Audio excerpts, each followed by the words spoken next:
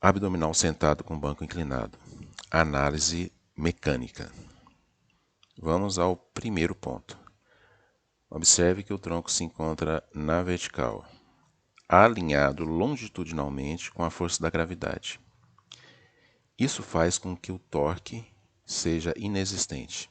Não existe uma força atuando no tronco, forçando o tronco para trás e para baixo. Portanto, a ação do músculo aqui, do músculo abdominal, vai ser mínima, só mesmo para dar um equilíbrio aqui na postura. Mas a ação de torque aqui é zero e a ação translatória é completa. Então, o tronco se encontra em equilíbrio, sem a necessidade da ação muscular, então, para completar a final da fase concêntrica. Então, torque zero ao final da fase concêntrica. Agora, ao final da fase excêntrica, a coisa já inverte. O torque é a ação da gravidade, forma um ângulo perpendicular com o tronco. Isso faz com que o torque seja máximo. Então já chegou a incongruência, né, na questão dos componentes de força, na distribuição das ações vetoriais. Ao final da fase excêntrica, o torque é máximo, e ao final da fase concêntrica não existe torque. Vamos agora ao segundo ponto. Segundo ponto. Ao final da fase excêntrica, o músculo que está sendo mais solicitado e estirado é o músculo flexor do quadril, ilio-psoas, grupo ilio-psoas. Em função dessa disposição de quase alinhamento do tronco com a coxa, o músculo flexor, os músculos flexores do quadril são solicitados e eles se tornam então motores primários. No decorrer da fase concêntrica, fica então a ação flexora do quadril se mantém como sendo a motora primária, porque é o ilio-psoas que puxa o tronco, para frente e para cima. Isso. Puxa o tronco para frente e para cima. E sustenta e freia e reduz a velocidade durante a fase negativa.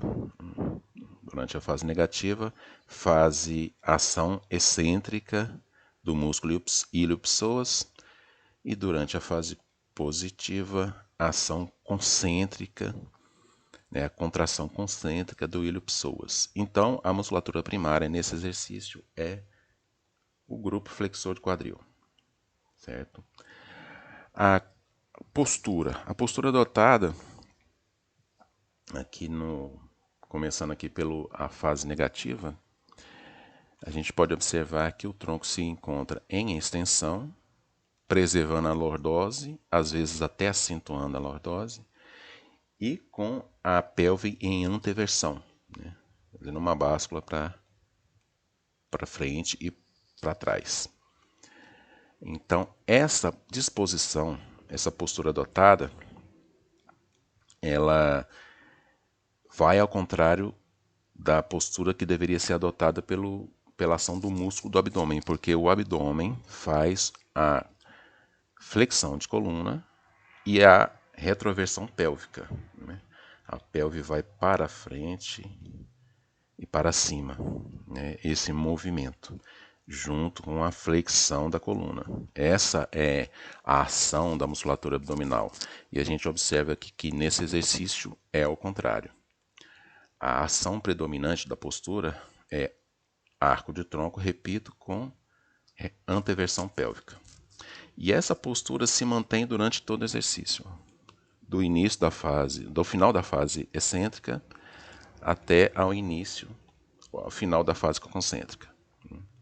Então o tronco se encontra aí numa postura estendida com a pelve em anteversão, enquanto o ilio-psoas faz a sua ação de flexão de quadril e sustentação da postura também na fase excêntrica de extensão de quadril.